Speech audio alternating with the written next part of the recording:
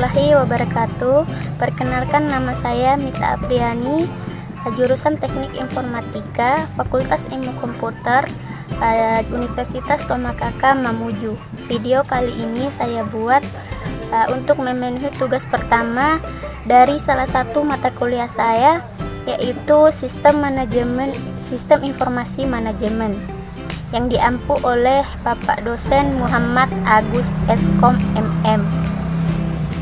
Di video kali ini saya akan membahas tentang sekilas sistem informasi manajemen yang menyangkut 8 poin. Yang pertama, pengertian sistem informasi, mengapa mempelajari sistem informasi, manfaat sistem informasi, profesi di bidang sistem informasi, menciptakan keunggulan kompetitif, manfaat sistem informasi bagi perusahaan, pengetahuan yang diperlukan oleh manajer, rangkaian sistem informasi.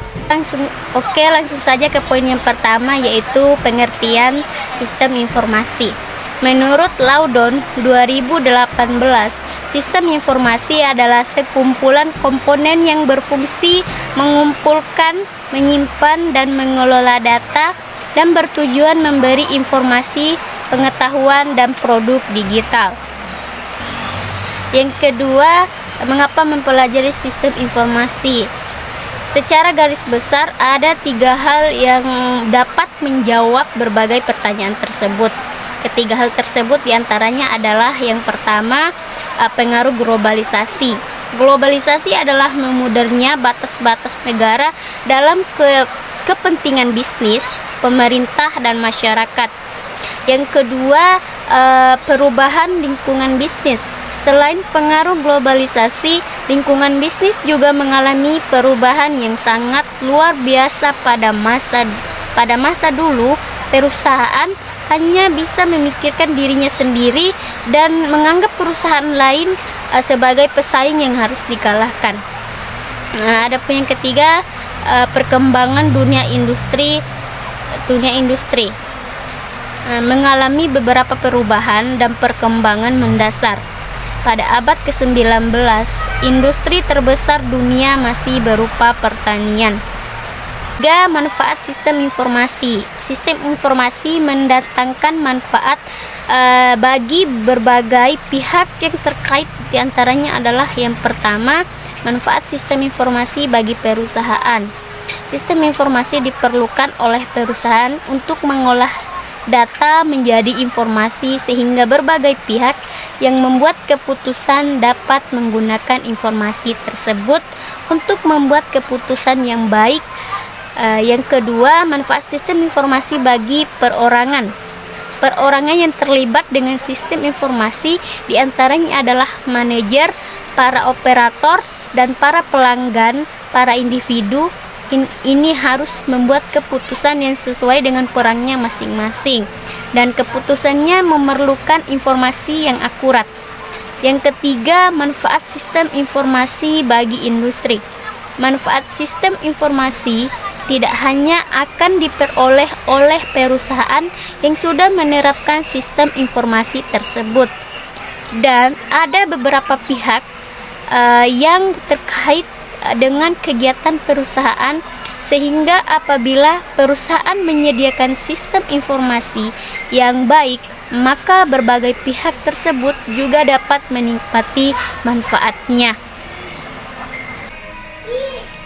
Poin yang keempat, profesi di bidang sistem informasi. Yang pertama, manajer sistem informasi atau Chief Information Officer, analisis sistem informasi atau sistem analyst, perancangan sistem atau sistem designer, penulis program atau programmer, pembuat web atau web designer, auditor TI atau IT auditor, administrator basis data atau database administrator, perpustakawan atau librarian, ahli jaringan atau network technician, pemakai akhir atau end user. Yang kelima, menciptakan keunggulan kompetitif. Agar dapat memenangkan bersaing dan merebut pasar, perusahaan harus memiliki keunggulan kompetitif.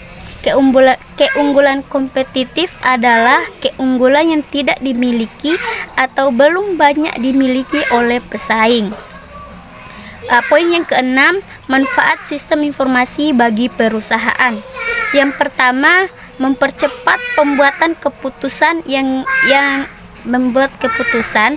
Yang kedua, menghargai pesaing baru untuk memasuki pasar.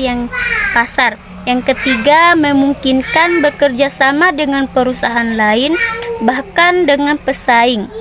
Yang keempat, memungkinkan terciptanya virtual yang terdiri atas berbagai perusahaan di berbagai tempat atau di berbagai bidang.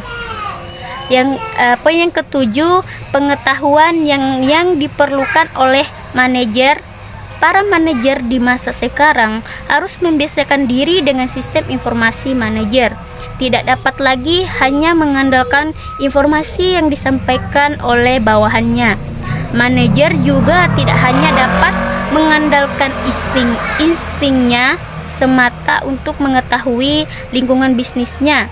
Manajer harus terlibat aktif dalam penerapan sistem informasi di perusahaannya.